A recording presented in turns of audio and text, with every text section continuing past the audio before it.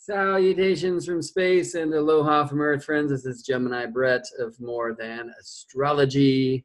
How can we talk about Venus without playing some art? Being in that space. So saxophone is one of my favorite places I can go to passionately speak my art into the world, but also to express some of my feelings. And the saxophone has been a wonderful tool for me throughout the course of my life to share some of the things that I felt I was not allowed to do in the world in which I was living. Yeah. Sometimes we can say the greatest truths in the realms of art or, dare we say, fiction. But so often that art is the greatest way to express reality, is it not? And I say all these things because I feel that Venus speaks to a lot of this year. And you know what? I'm going to play a little music as I go grab some boiling water that you're about to hear happening. I'll be right back.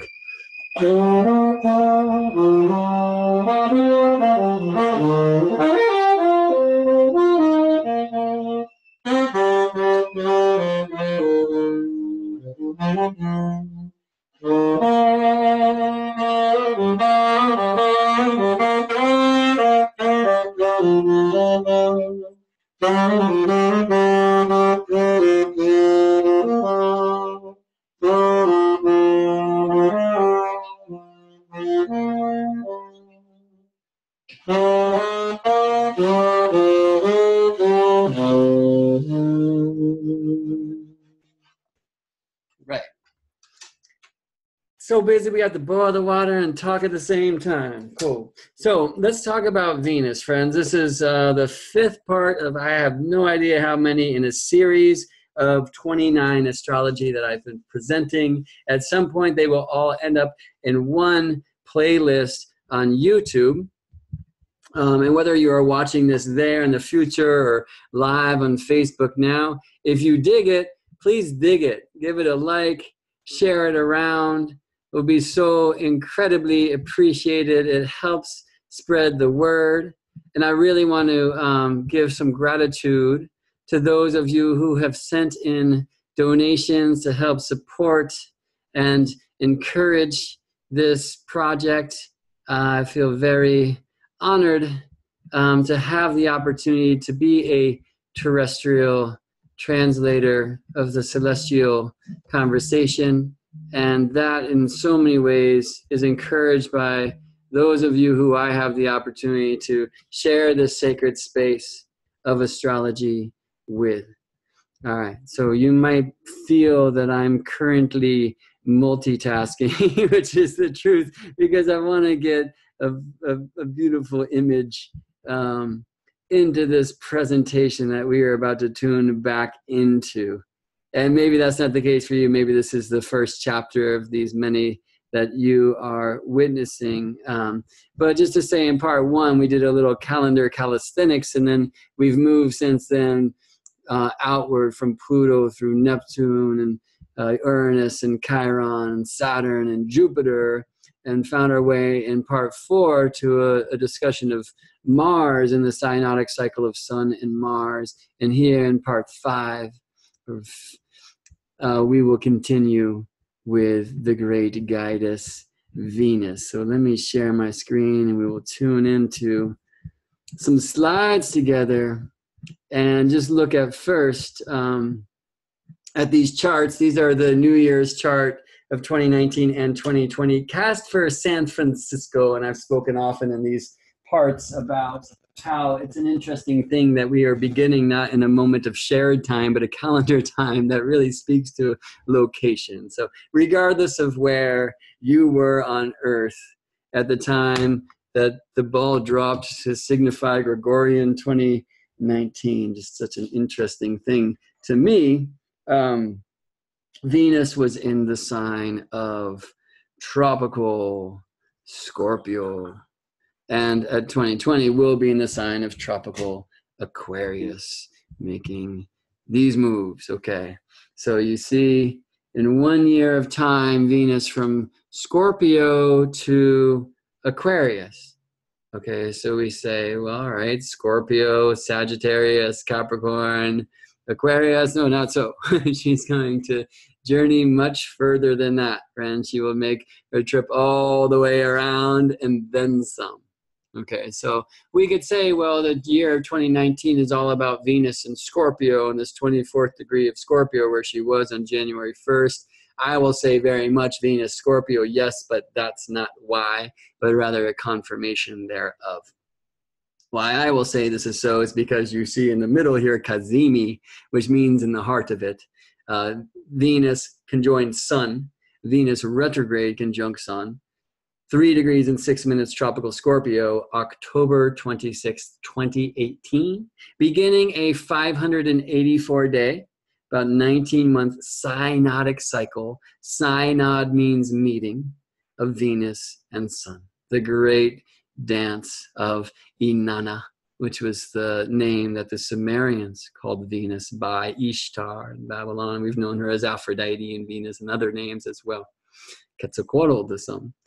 Kukulkan. All right. So Kazimi, interior, you see the retrograde next to the conjunction with Sun, October 26, 2018. In Scorpio, an exterior, a direct Venus conjunction with Sun, August 13th, 2019. There will be no Venus retrograde in 2019. That happened towards the end of 2018. Venus is typically 40 days and 40 nights of backwards travel as she transitions from the evening star to the morning star. And this year we will see her do the opposite thing.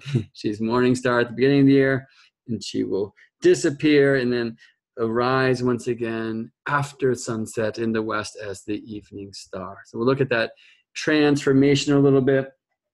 I just have to do one more boiling water thing, which is actually a wonderful steamy place for us to go as we are speaking of the great goddess Venus.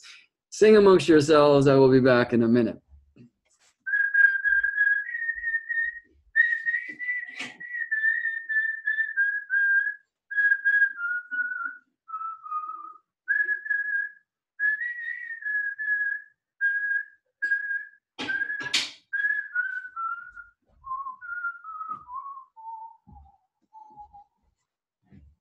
Thank you for your patience and your presence. All right, so here is Venus Kazimi, October 26th, 2018.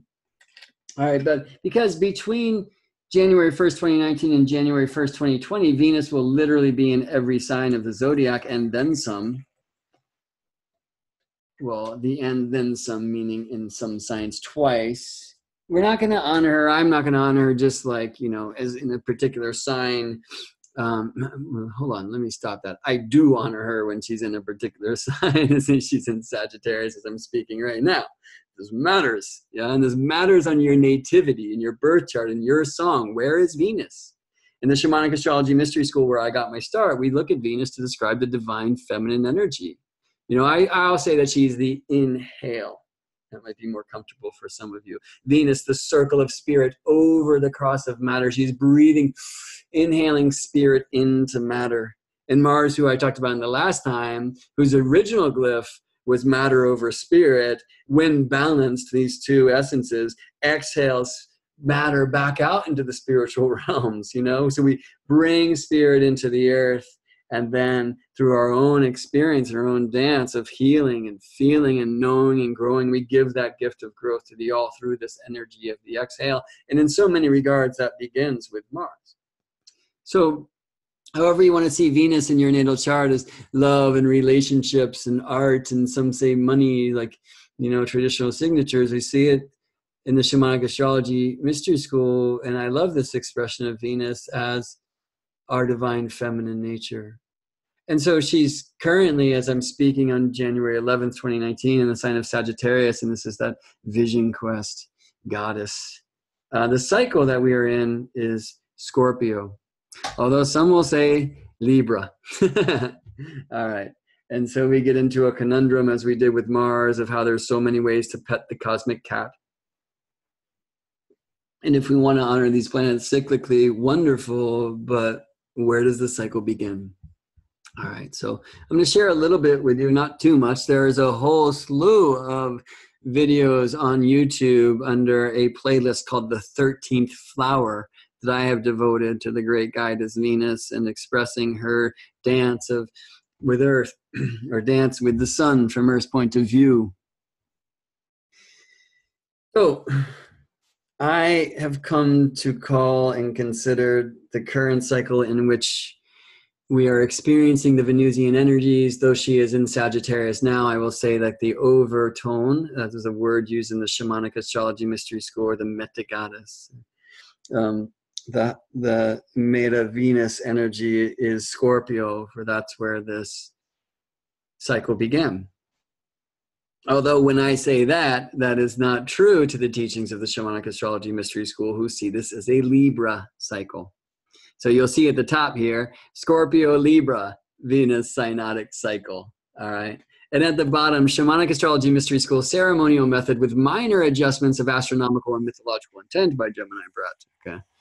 So now adjusting from Scorpio to Libra, or Libra to Scorpio, that's a major adjustment or shift. So I just want to honor that, because I began my study with Daniel Gemario, Kaylin Costello at the Shamanic Astrology Mystery School. Daniel, in so many ways, is responsible for bringing awareness of these synodic cycles back to the astrological fold and the importance of them, and seeing the relationship of the greatest story ever written, which was, or the oldest, I should say, chiseled, the descent of Inanna into the underworld, and seeing how this relates astrologically to the dance of Venus in our sky. Now, Clyde Hostetler, who wrote this wonderful book, Star Trek to Hawaii, which is an interesting title actually for that text, but he, I think, was maybe the first astronomer who saw that the Sumerian tale of the descent and return of Inanna really speaks about this planet that they called Inanna and Sumer back in the day, who was Venus. And then Daniel brought that cosmology into astrological awareness and into a wonderful spiritual technology with which we can align our own intentions and practices to the Venus synodic cycle. And as I mentioned, the Shamanic Astrology Mystery School sees the Venus cycle that we are in now, that started in the school's eyes on November 1st, 2018, as a Libra cycle. But I just called it Scorpio, as would Ariel Gutman, who wrote the Venus Star Points book, and many others. And it really depends on where you want to start the cycle. Okay, so many ways to pet the cosmic cat. Let me just show you the arrangement of these twin planets, Earth and Venus, with the sun on October 26th, 2018. All right, this is Venus Cazimi in the heart of the sun. This is the middle of Venus's retrograde, right, which typically is 40 days and 40 nights, where we heard that period before in scriptures, etc. This year, or this cycle in 2018, with Venus transitioning from evening star to morning star as she is passing Earth by, was 42 days. Yeah, centered around this date, October 26th, when she's just between Earth and sun. And, you know, for an interior planet, let's say my face is the sun, and you are the Earth, and here Venus is passing you by. It appears as if she's going that way, right? Where typically this way, moving this way, you see.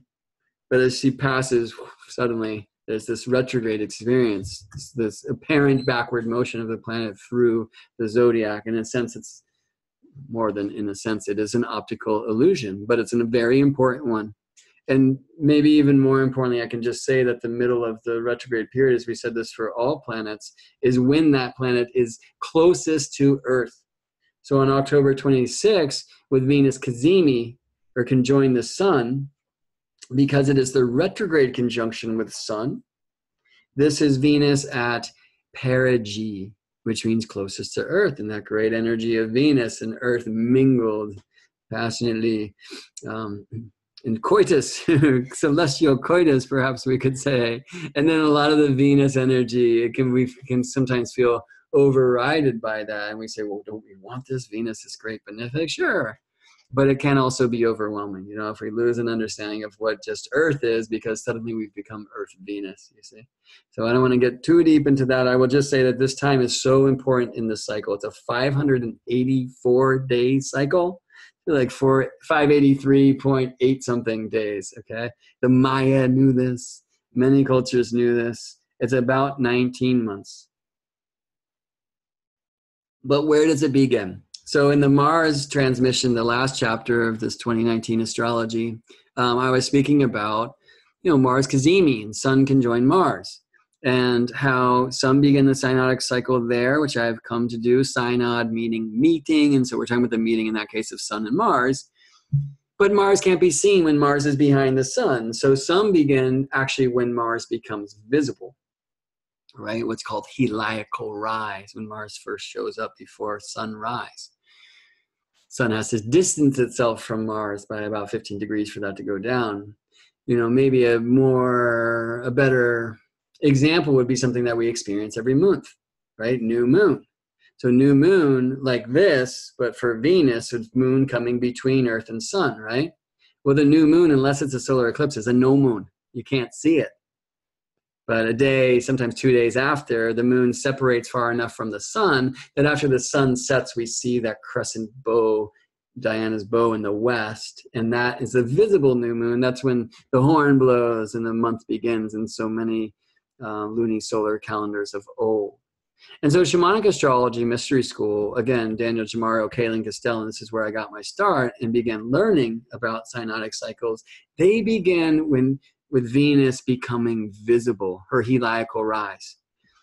So at this point, Venus conjoins Sun as she's retrograde, passing the Earth by, halfway through her retrograde period when she's closest to the Earth. She's in the heart of the Sun, but she's not visible yet. Adam Gainsbourg, in his Light of Venus, a wonderful book about Venus synodic cycle from his perspective, calls this the inception of Venus, but then he looks, as Shamanic Astrology does, at her birth with heliacal rise. So you'll see these here. Venus evening star heliacal set, October 19th, 2018. Interior conjunction, October 25th, it's 26th for the West Coast, 2018. And then morning star heliacal rise, November 1st, 2018. Okay, and you'll see that the set, Venus retrograde in the last degree of Libra, the rise, Venus retrograde in the, you know what, that set is wrong. Sorry, there's a mistake in this slide where that says Venus star heliacal set. This is not where Venus or where the Sun were at the time. Got to get that fixed. My bad. Venus was actually retrograde in Scorpio at that time in October 2019, and the Sun was in Libra. And then they change places. So they're conjunction in early degrees of Scorpio, and then Venus rises visibly in the astronomical convention is when retrograde Venus is now separated from Sun, really separating from one another because Sun always moves direct, Venus now moving retrograde. When they separate by 10 degrees, that is the convention that is used to describe the time of Venus's heliacal rise, when now we can see Venus rising just before sunrise. So I'm going to take you through, and this has the flute of the great John Dumas. I think I'll tone that down because I want to narrate this a little bit. Maybe I'm going to pause this and rewind it a little. So here is October 26th. both in the heliocentric image, you can see on the left there, Venus between Earth and Sun, and on the right in the chart, which just looks like Venus and Sun right together. But because Venus is retrograde, which is symbolized here in Astro Gold software by the red numbers, right? 3 degrees and 6 minutes, Scorpio. That means retrograde. That means Venus is passing Earth by, which means because Venus is closer to the Sun, she's between Earth and Sun, which you can very easily see in that heliocentric or sun-centered image of the solar system on the left, courtesy solarsystemscope.com. And then in the astro chart, which is a geocentric or Earth-centered chart, it goes Earth in the middle, Venus, Sun. That's hard to see there unless you learn about some of the astronomy of astrology, which I'm so happy to teach, right? So here's what this looks like in our experience in some sense. And what's happening throughout this video is I think I'm looking at 45 minutes before sunrise, okay? So we're looking towards the east, right, the rise. And Venus and Sun together conjoined are below the horizon. It's 45 minutes before sunrise. And I'm going to lock it at that time, which is not a daytime, right? Because the time of sunrise changes every day and also depends on where you were looking from. But here, which I think I created for, I think it was a Quito, Ecuador. Like I wanted to get like near the equator. I just looked, I think, at 45 minutes before sunrise every day. And I created like literally about 260 such slides between the Venus interior and the Venus exterior conjunctions, a few more. And I stitched them together into this animation that we'll watch together here. So one of the first things that you'll notice is that Venus will separate from the Sun. You can see that happening in the chart, and there Venus rises. Let me just kind of rewind to that time. I need to move my camera up here because it's covering the date. Great, so right around here, that's Samhain, Halloween, right? October 31st. Venus now, before the sunrise, has become visible, whereas in the days before that was not the case, yeah? And Stellarium software, which is a free astronomy software I highly recommend. That's what you're looking at in the main screen here. They do this really cool job of like Venus does not show up as a planet until she's far enough from the sun, and now you get her dot, right? And this is October 31st. But it was November 1st here when Venus, and they're small, but if you look to the right side in the chart here, is 10 degrees from the sun. And again, that's its astronomical convention of when Venus becomes visible. So if we're using that 10-degree separation convention for the beginning of a Venus synodic cycle, we're talking about Venus Libra cycle. And that's really important, and it's something we're going to get back to. If we're using the Cazimi itself, Venus conjoined Sun as the star of the cycle, Scorpio. Okay, and that's why in the slide before that you saw, and you'll see it again, I'm saying Scorpio Libra cycle. You know, many ways to pet the cosmic cat. So let me just play this, and what we're going to see is Venus, who's retrograde still, very quickly springing up to her height in the sky, in the morning sky. And again, I'm not playing through time by hours or, of course, the sun would rise. You can see the dates up here changing day by day, 45 minutes before sunrise. And you'll see as we move through time and listen to the beautiful music with flute of John Dumas, who you can find at johndumas.com, D-U-M-A-S. I should say JOHNDUMAS.com. We'll listen to some of that flute. I'll narrate this a little bit, but we'll see Venus very quickly through the day springing up to her height, okay? Her highest height was actually January 5th, 2019. Now, you just saw the moon cruise by, yeah? And just about once a month with Venus's morning star, moon, that beautiful waning crescent moon, the last moon of the cycle comes by to embrace Venus in the sky. Yeah. And this happens about 7 times as Venus is descending now. There's another one, right? And here comes another one, Moon, Venus, Mercury. I don't have it here, but Neptune's actually on the scene right there too. All right. And you just see that Venus, and we can watch this, and I suggest you do. Venus will get lower and lower every day until she gets close enough to the sun that we can no longer see morning star Venus rising before the sun. She is what traditionally is called under the beams, right? The sun is so bright and a planet gets so close to the light they disappear to our visible experience of them. And I always love to follow that with, but don't we often have our greatest visions with our eyes closed? Venus tends to disappear beginning at this time or slightly before the Venus-Sun conjunction, the exterior conjunction. Venus tends to disappear for about 60 to 100 days of this 584-day or 19-month cycle for Earth, Venus, and Sun. And our mutual dance is Venus and Earth about the light. And if you look on the lower left there, right over here, the heliocentric or sun-centered image, you can see Earth and Moon in the upper left of that circle. And Venus, we'll look at this in another perspective in a second, I think, but Venus is opposite the Sun from the Earth. Do you see that? And let me, yeah, so this is August 13th of this year, August 14th, depending where you are in the calendar and the time zones. And we'll look at some charts around this. But just to say that while that looks like an opposition, if you were considering this from the point of view of the Sun, well, we don't astrologically, we are on the Earth.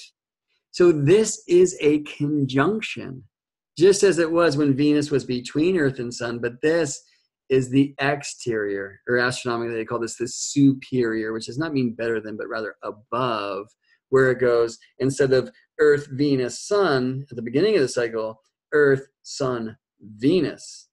And here Venus is at apogee, furthest from the Earth, and completely invisible because we are blinded by the light, the Sun in between us and Venus. I hope you can see that. So between the interior conjunction and the exterior conjunction, they're both shown here, as is John Dumas's website below, and some gratitude to Astro Gold and Stellarium and Solar System Scope softwares. We see this in the chart on the left here, interior Cazimi. The only way you can tell is that the Venus-Sun conjunction is retrograde Venus. Where on the right, in Leo, Venus is direct, okay? And that's the exterior conjunction. So retrograde, Earth, Venus, Sun, Venus closest to Earth, between us and the Sun, beginning a cycle, transitioning from the evening star to the morning star. And then on the right side, the exterior conjunction, Earth, Sun, Venus. That means direct Venus, completely blind to our experience, and she disappears for a much longer time as she's transitioning there from morning star to evening star. All right. So here's an image of the Venus heliacal rise. And I just cast it for the moment where Venus is 10 degrees from Sun. So you can see over here on the right, because it's a 0 Aries chart wheel. I'm not showing her in the morning side in the 12th house. I'm just showing globally for this moment where Venus is 10 degrees from the Sun.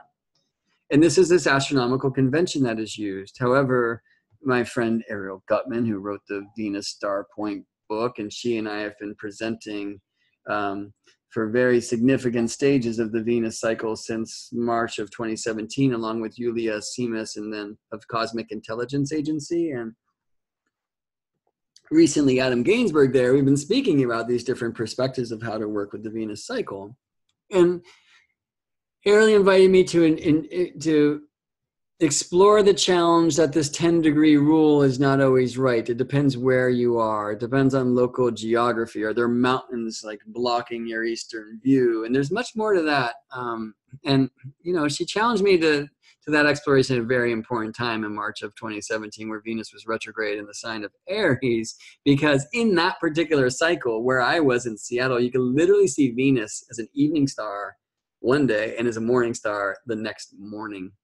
And that shattered a lot of the things that I had learned about Venus. Now, so did this, okay? This is Earth Sky magazine.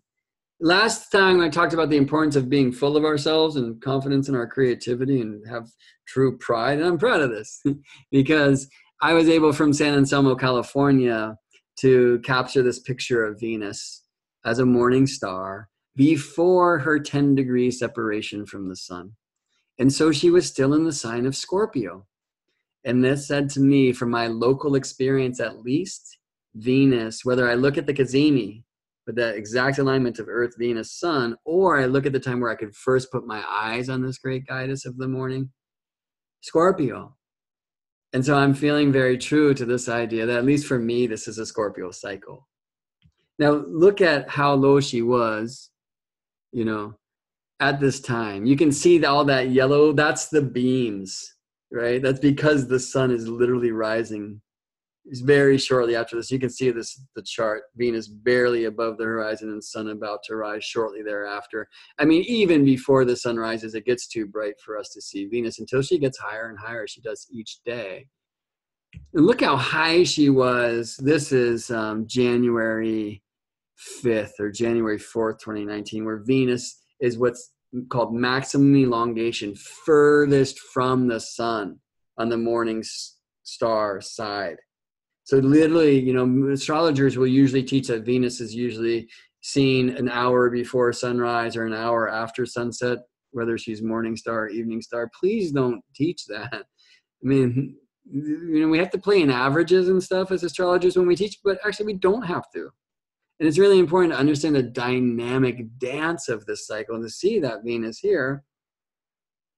This is January 5th, 2019, was too cloudy. This is January 4th, 2019. I took this picture with Venus at maximum elongation. She was literally rising 3.5 hours before the sun. This is still half an hour before sunrise, I think, when I took this picture. You might be able to see Jupiter right here.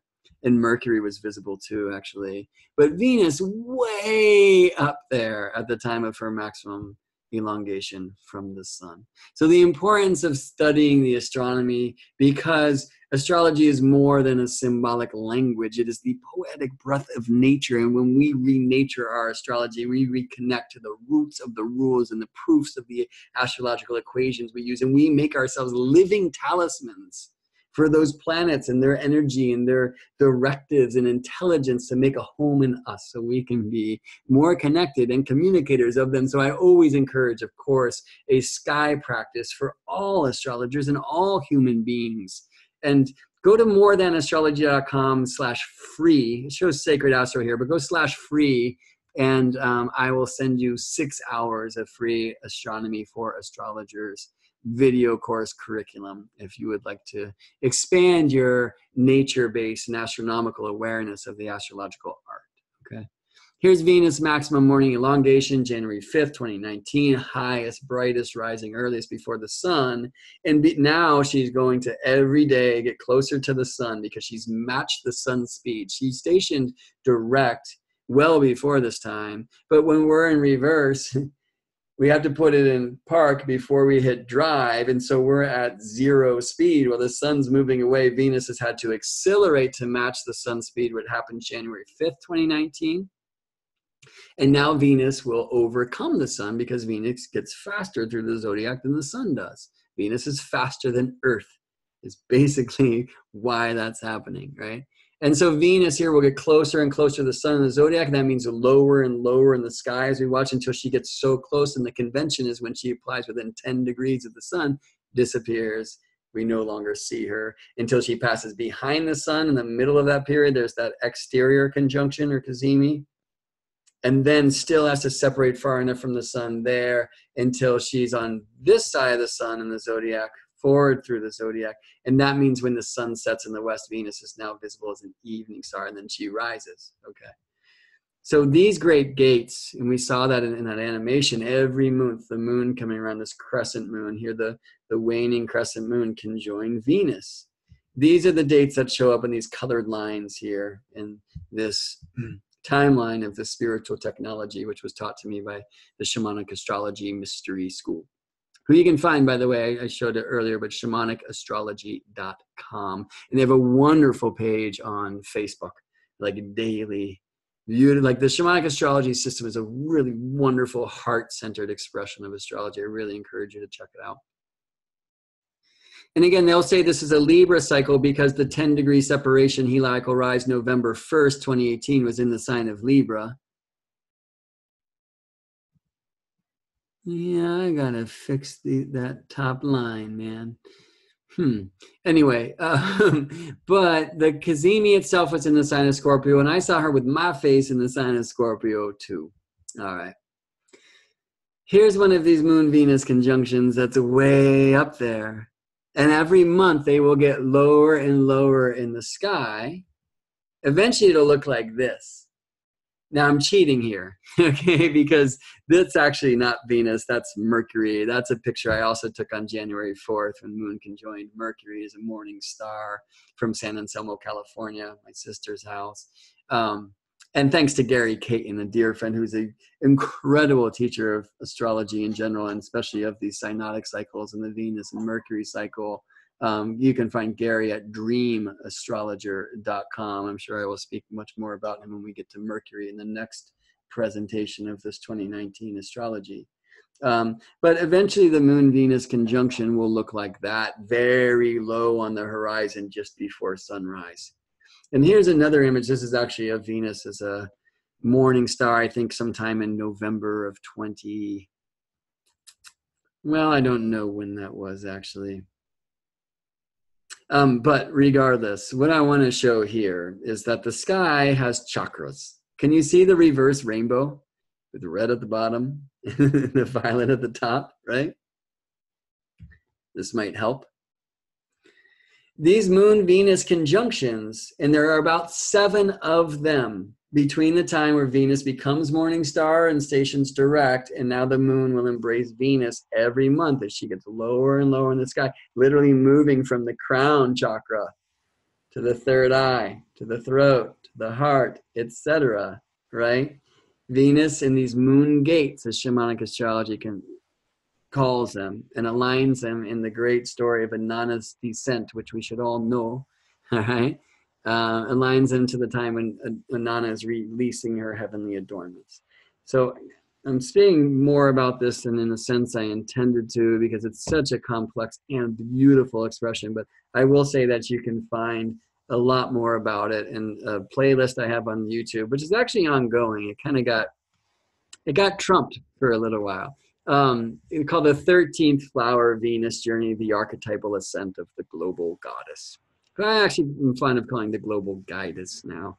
But there's interviews with Adam Gainsbourg, with Kaylin Castell, Tammy Brunk, a lot of Venus people, Gary Caton. All right.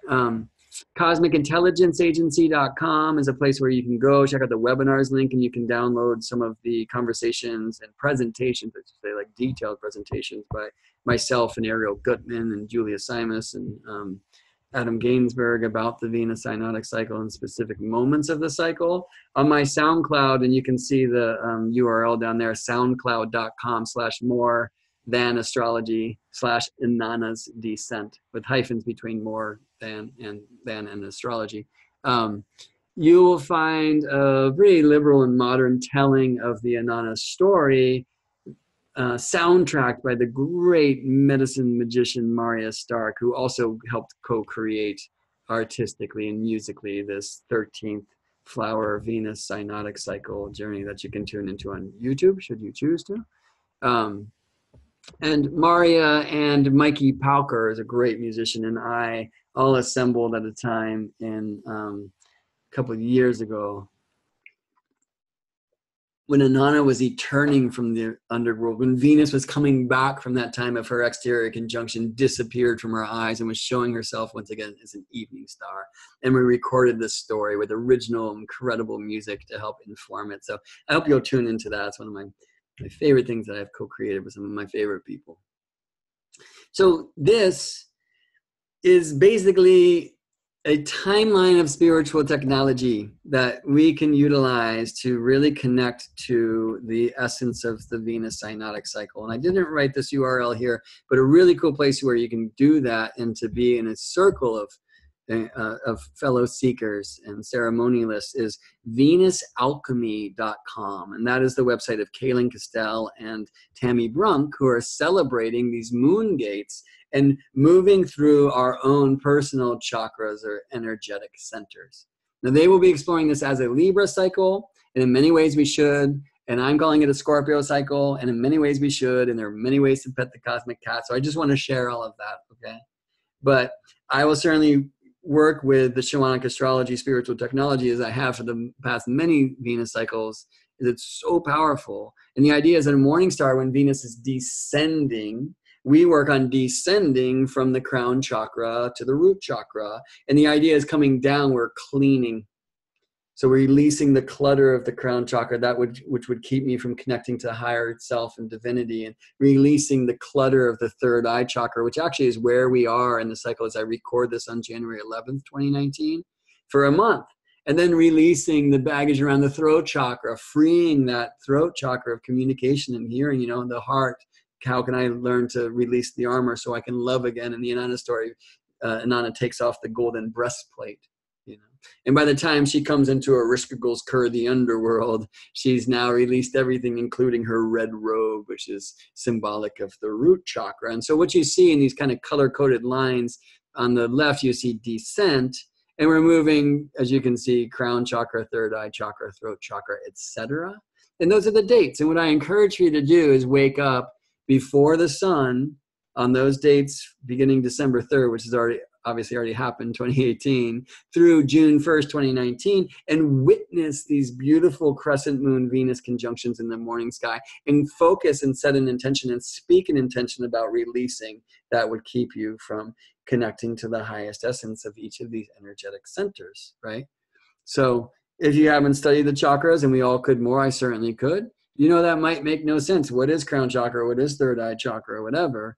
We'll book a session, give me a call, and let's rap about it. And I can show you also into which Venus cycle you were born, from different cosmologies' point of view even, and where in these chakra gates you were born to, because it really shows in your own chart your connection to Venus, beautiful, and then that connection to the Venus cycle into which you were born, which may have been conceived even before you were, because it's a 19-month thing. But I see that as this, like, here's our personal Venus, and then here's the global Venus that we are participating with. And then there's a greater view where we are all of the cycles, we are all the signs, we are all the seasons, right? So we want to get back to that for this idea of 2019 astrology and what this Venus cycle means for us.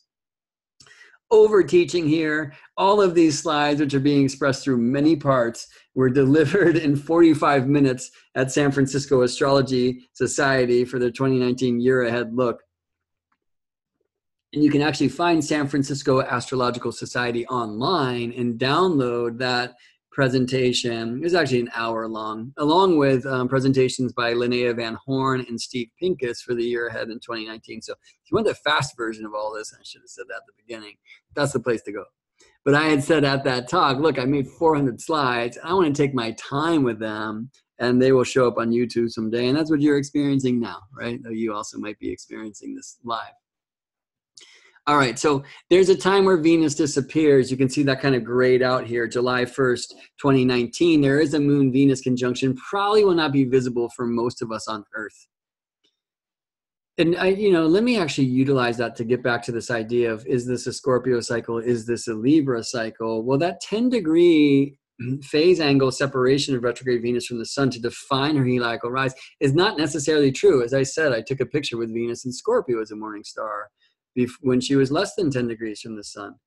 But that doesn't mean she was visible like that everywhere else, or that anyone woke up to see this. So we need to use some convention, and the 10-degree rule is a really beautiful expression of a more global situation, which I think we really want to honor in astrology.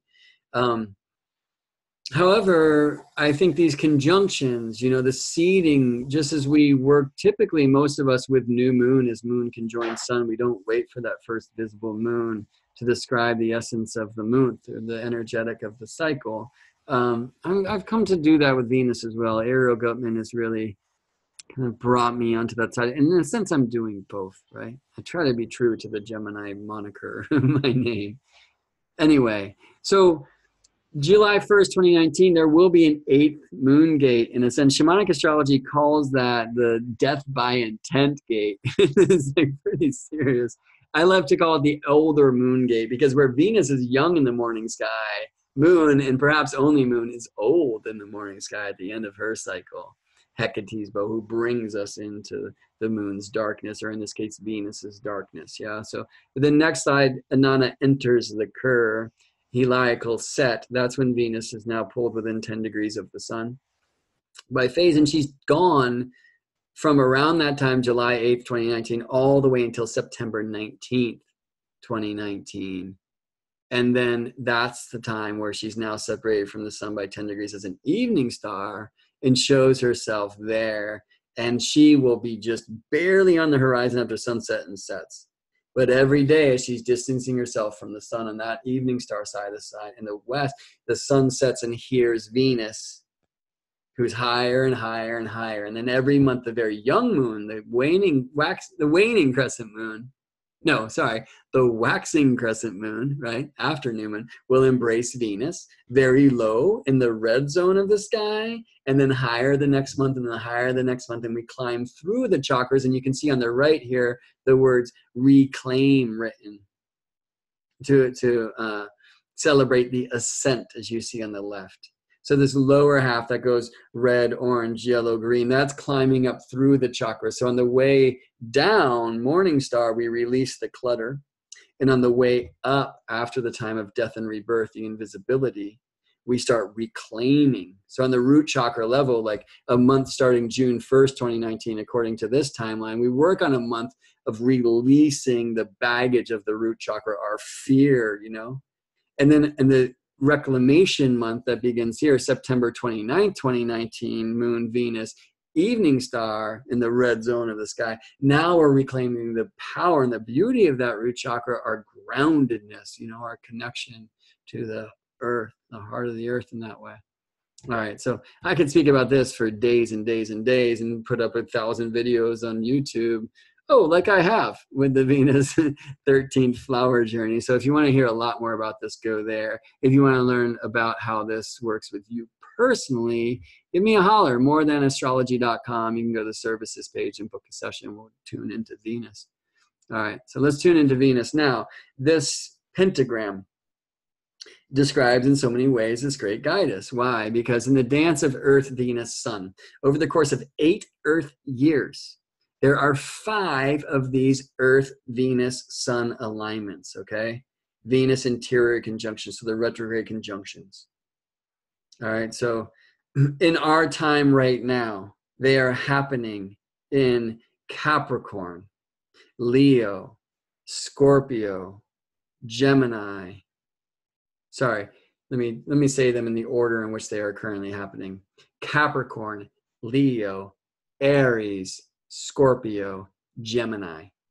Capricorn, Leo, Aries, Scorpio, Gemini, like that, okay?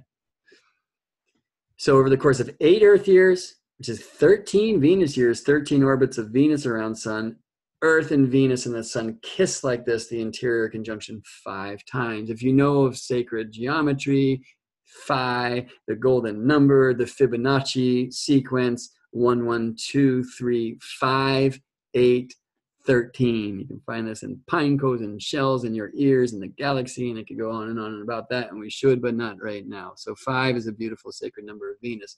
And we'll let this play, and what you're going to see here is that the star itself is slowly retrograding through the zodiac. One star point of the Venus pentacle stays in a particular zodiacal sign or astrological archetype for 104 years on average. That was a Venus number from the Maya, 104 years. All right. It's a very beautiful and important expression of the incredible gnosis the Maya had around the Venus astronomy and astrology. So this Scorpio point is about to become a Libra point, okay?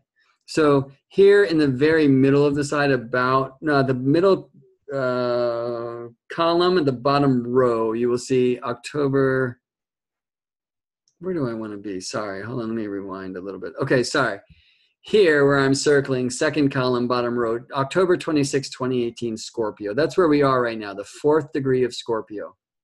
8 years from now, the star will be in Scorpio once again, okay?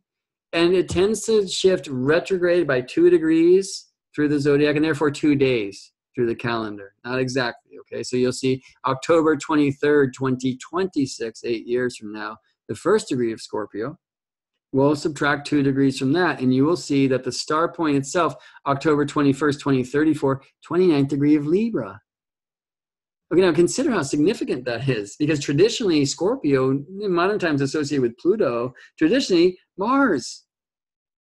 as is Aries. And Capricorn is the place of Mars's exaltation, traditionally. And the Aries point, which has been active, depending on how you do the cycle, since like the 1920s or 30s, around there. The Aries is becoming Pisces, the sign where Venus is said to be exalted. And by interior conjunction, that will happen in 2041, so a while from now.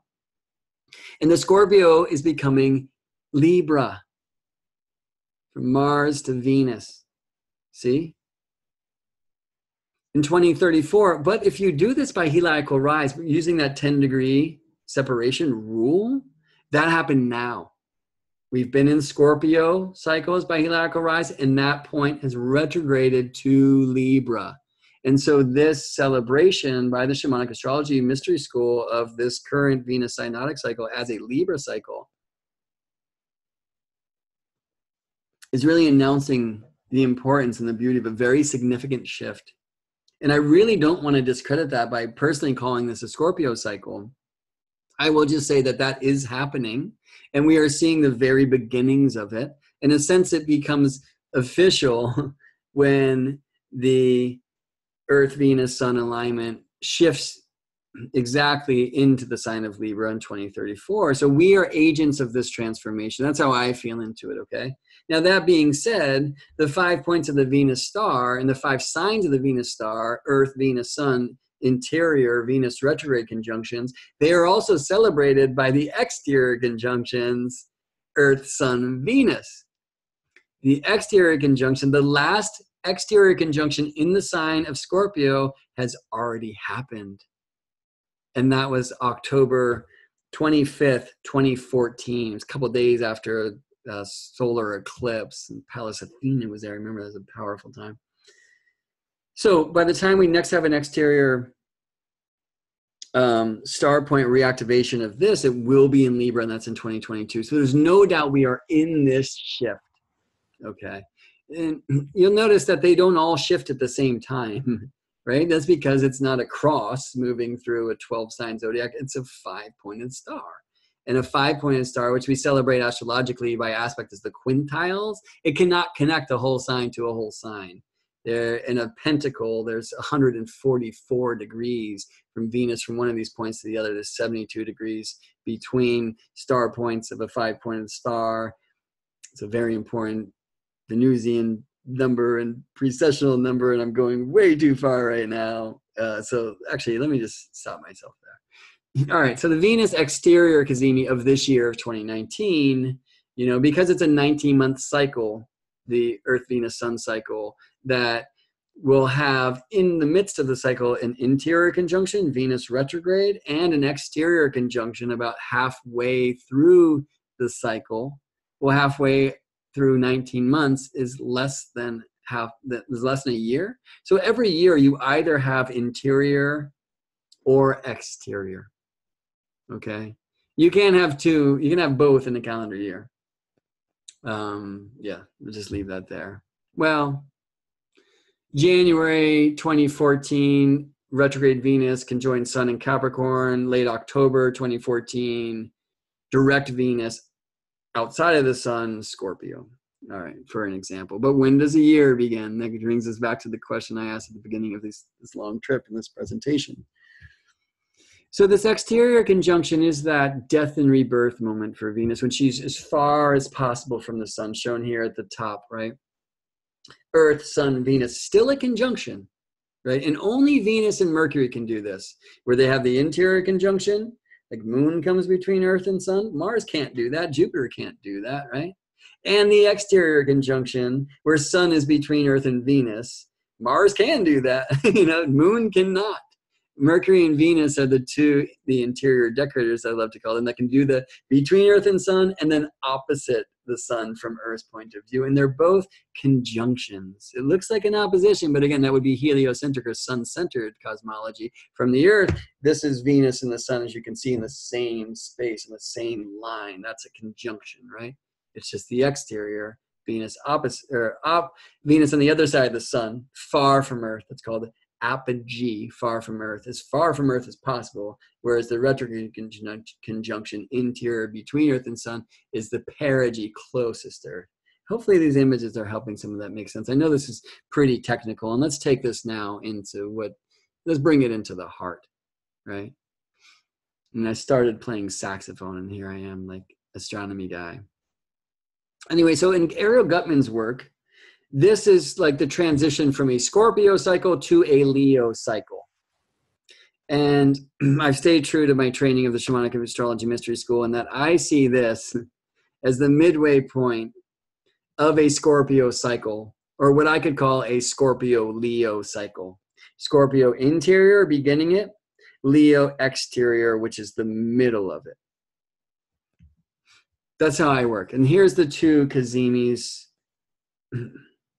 charts together. The interior, beginning the cycle, October 26, 2018 on the inside, and the exterior, August 13th, 2019 on the outside of this, what I feel is a Scorpio Leo cycle. And I like to explain a lot of these things personally before I get into this is what it means, because I love to provide the proofs of the equations that I'm using, the roots of the rules that I'm using. And a lot of these rules, again, many ways to pet the cosmic cat. So there's healthy debate about this in the astrological community that actually isn't really on a state of debate so much. It's just people expressing how they do things. And we see a lot of differences. We could even say contradictions. And, you know, that's okay. I feel that there should be as many astrologies as there are astrologers in some senses. But I love to just show you how I'm personally working with the cycles so it can perhaps provide some body for the next things I'm going to say. Why do I show this slide? Arthur and Guinevere. Well, for some of that is because in the Mars thing, which was the part 4 of this 2019 astrology transmission, I spoke about Mars, who I feel is currently in a Leo cycle, speaking of that nature of the king. And Venus here, who will, in the Scorpio cycle, it's a Scorpio Leo cycle. This is a cycle of passion, of serious passion, friends. All right. The fixed signs, Taurus, Leo, Scorpio, Aquarius, I call the art of their element. That Scorpio is the art of the heart. It's the way of the sorceress and the enchantress. All right. Scorpio is about power, control, we say. Now, these are scary words, but let me just say this. These are beautiful words. All right. Personal empowerment and the control of what we do with that, developing that. This is deep alchemy. You know, I love to describe Scorpio herself as the yoga of the heart.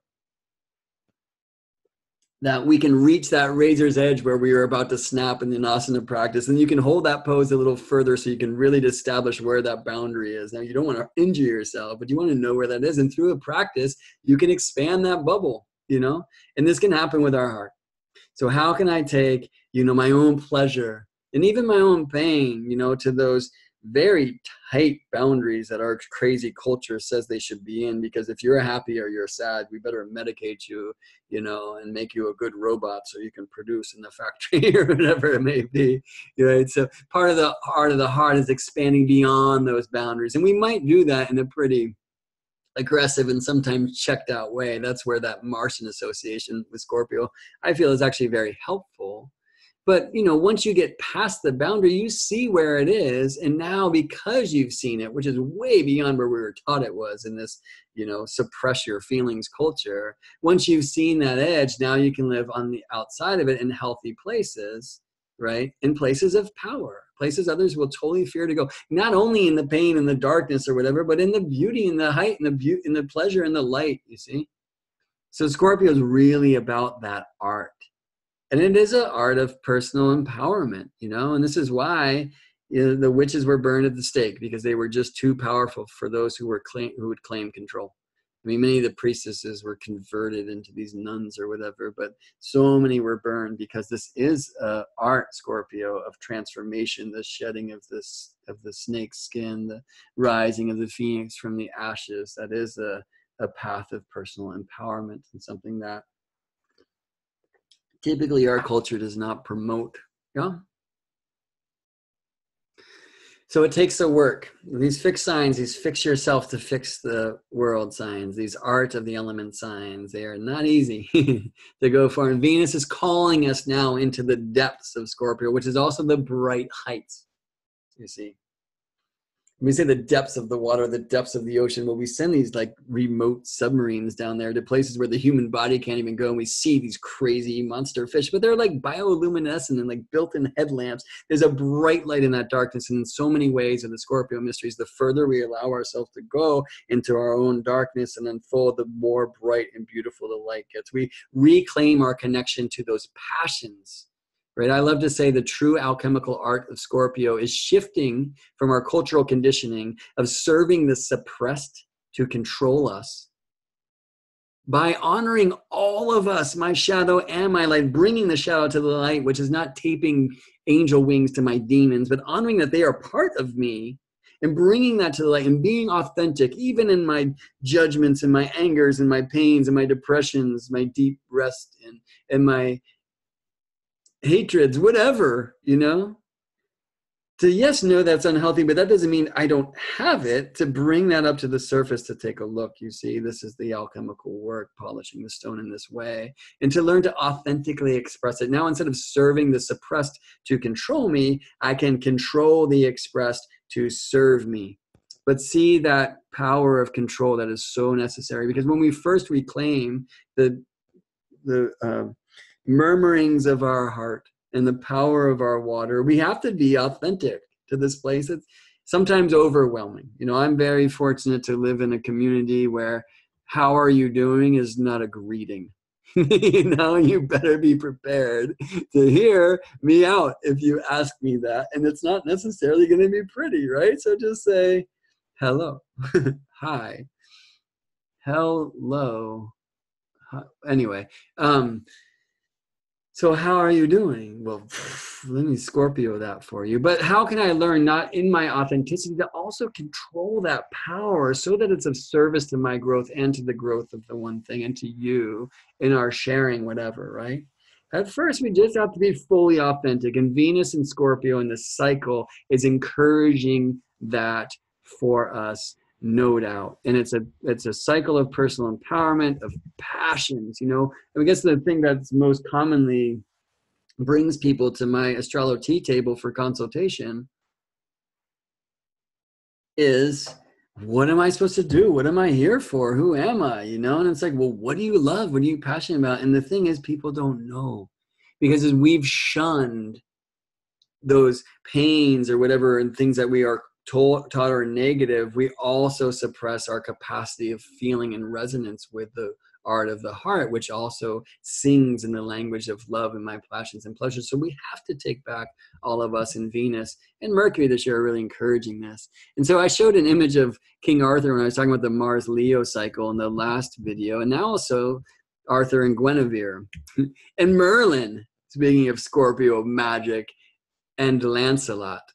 Guinevere and Lancelot, speaking about Scorpio, which can like rage and jealousy. And the idea is that if Arthur was willing to significantly do his own Scorpio, probably the one who really owned his heart, right? Because Arthur had so much of that Libra, Leo thing happening. Guinevere probably wouldn't have gone for some other cat, you know?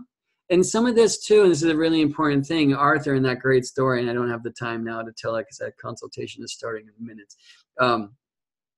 But it is said that Arthur, in a way, his death came because he betrayed his magical heritage. I mean, Arthur was born of magic in some tellings of the thing, you know, and he did this beautiful, you know, Leo, Libra thing of being a king that honored the voices of all the other kings. Now, what about the queens? That's a very important question here, right? But while he kept Merlin around, he in so many ways denied his own Scorpio or magical heritage, and that came back to bite him. All right. Most importantly, passion. The passion flower with its two pentacles, the interiors and the exteriors, right? Such a great teacher of the Venus ways and the Scorpio Venus ways. I mean, what does that make you feel, this image? Anna and I walked across some passion flowers recently, and it was like, whoa, that just taught me so much about the intent of the cycle, which says, come into our passion and our power. And we can look at the way that these cycles have activated the world without. Here was a Leo Gemini cycle that started with the interior conjunction in Leo, August 15th, 2015. And see how the current Scorpio Leo cycle is a complement in a way of this, because now we'll have the exterior conjunction in Leo. Let me just show you that the interior conjunction was 22.5 degrees Leo. Or interior conjunction, sorry, was 22.5 degrees Leo on August 15th, 2015. This is the cycle into which I was born. They come around every 8 years of our lives, because that's the Venus cycle, the Synodic cycle, the full pentacle. But this is the Leo Gemini cycle. And one thing that came was Trump elected, but that also resulted in pussy power. And this beautiful communication, Gemini, of the power of the radiant queen, Leo Venus. So it might not have been in this country, you know, a queen elected president. I'm not sure if that was possible, and that's all I'll say about that for now. But it was a beautiful stimulus for people to choose their own power in this way. I love that so much. All right, after that, there was an Aries Capricorn cycle. In fact, the Capricorn exterior conjunction, which was January 8th, 2018, was right with Pluto. And again, we're talking about some of these deep power themes. And in Aries, the warrior goddess, you know? And I love this image that's come from the Women's March recently. And so much of this energy and this fire of the goddess and of the feminine that's been stoked in recent time with these back-to-back fire cycles, a Leo cycle followed by an Aries cycle. We could speak about this forever, right? As I said before, there's 3 of the Venus star points that are in signs traditionally associated with Mars, Scorpio, and Aries, the domiciles of Mars from the traditional point of view. And Capricorn, associated with Saturn, but the exaltation of Mars, traditionally speaking. And they are shifting. The Capricorn cycle actually shifted from Aquarius to Capricorn in the 70s by heliacal or the early 90s by interior conjunction. But 2 of the star points, Aries will become Pisces, and Scorpio will become Libra. Hold on 1 second, please. Gotcha, period. I'm running just a few minutes late, period. Link coming very soon, period. Right. Delinquent. Anyway, we'll make it up by going long and extra deep, because I really want to get through sharing this. All right, so this shift of, in a sense, these Martian signs becoming Venusian signs, right? Because Venus said to be,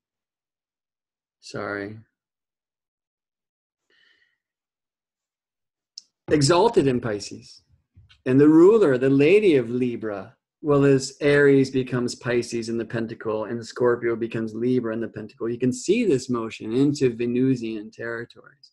And it's going to signify a significant shift. And whether we talk about this by heliacal rise, where Scorpio has already become Libra, or by interior conjunction, where Scorpio will become Libra in 16 years, it is happening. The transition is here. You are an usher of that transformation, and so am I. And in this idea of the Aries cycle, you know, and this Martian energy, this is one of my favorite slides, right? If I had a hammer, I'd smash patriarchy. Although I'm really feeling that we just look at this, you know, and think about the idea of smashing something to bring peace and beauty. And it's a challenge, you know, and it's a hard thing, I should say, to like speak of this from a mouth connected to a male monkey suit. But I wonder often if this is actually more that a hammer will only perpetuate patriarchy. I mean, we can look at patriarchy as a false king, absolutely, you know, a bloodlust warrior or whatever. And I think that's an important thing for us to do, to stoke these flames of the shift. But I also love to envision patriarchy like this, you know, the sobbing boy child that just needs to be held, to the mother again, and that's Earth. In the last video, I talked about the Mars cycle moving from Leo to Virgo, and the idea that the true royalty is in stewardship first to the land. That is the body, that is the Earth. And as we look at this year elementally, we'll see how so much of the calling is about that. But this year really is about passion. So this has been the Leo and the Aries cycle. Some of the images that came out of that, which is pretty incredible, right? I mean, look how evident that is.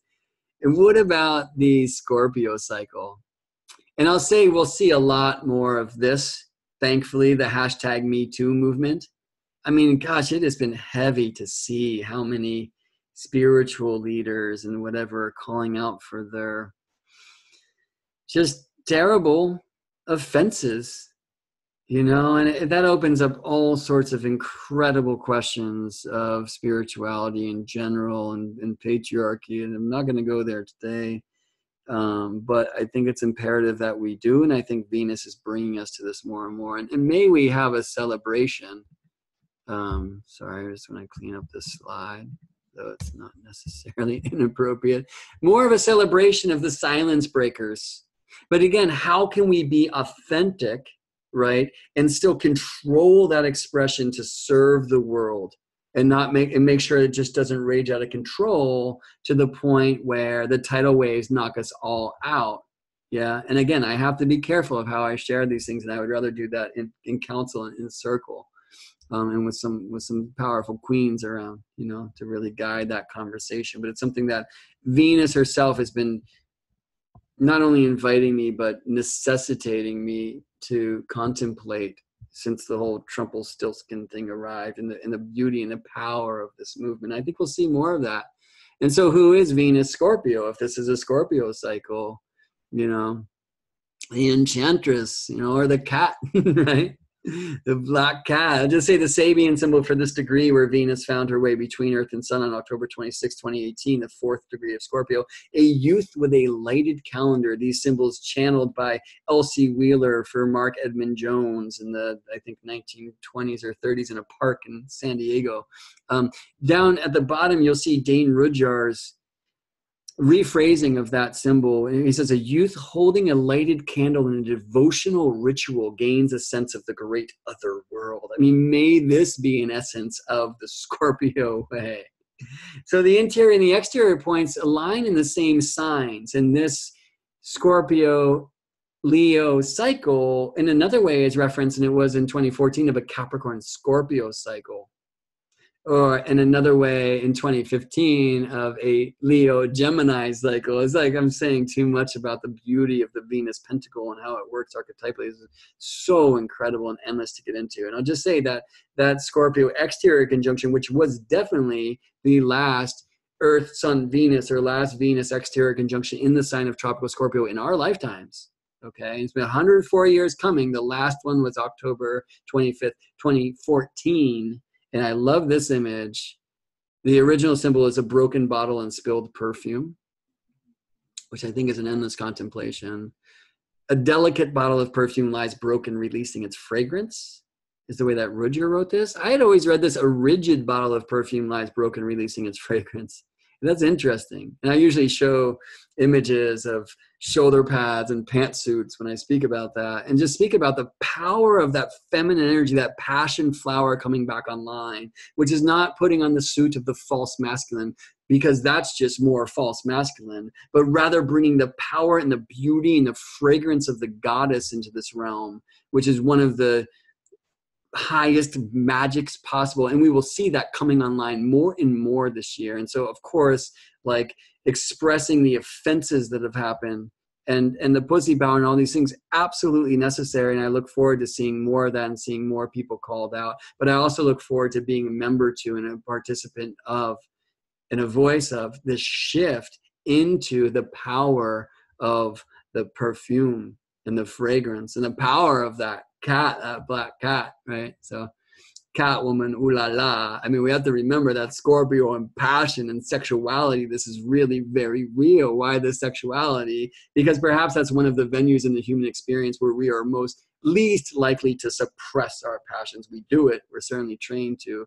But Scorpio, again, harnessing our passion, shifting from serving the suppressed to control me, to controlling the expressed to serve me. All right. Passion flower. This, number one, and the queen of passion in this the Scorpio Leo Synodic cycle of late 2018 through 2020. This to me is the number one calling. And so I would encourage you just to journey into that image. And we'll see soon how Mercury too confirms that 2019 is a year of the heart, a year of passion. And when we reflect upon 2019, we see it as a year of Eros, a year of love. Thank you so much for playing along and dancing to the rhythms of Earth, Venus, and Sun with me, friends. This is Gemini Brett signing off. I appreciate so much you giving these videos a like, leaving a comment. It means so much. Sharing them around, that really helps. If you want to give something back for what you've received here, you can find a donate link at morethan.astrology.com. Thank you so much to the many of you who have sent donations since I started this project recently. It's really inspiring me to stay at it. It's a lot of work, but I feel it's something I was called to do, and I want to do not only in a short burst, but also at length. So I appreciate you being here and co-collaborating energetically, co-participating, co-creating, and inspiring the opportunity for me to be a terrestrial narrator of the celestial conversation. Many ways to pet the cosmic cat. This is how I do it, and I appreciate you joining me for that. So morethan.astrology.com, where you will find events and a mailing list and a donate button if you'd like, or a services button if you'd like to take a journey into your soul song with me, which is one of my favorite things absolutely to do. So this is me signing off. Love and planets to you, friends. I will see you in space.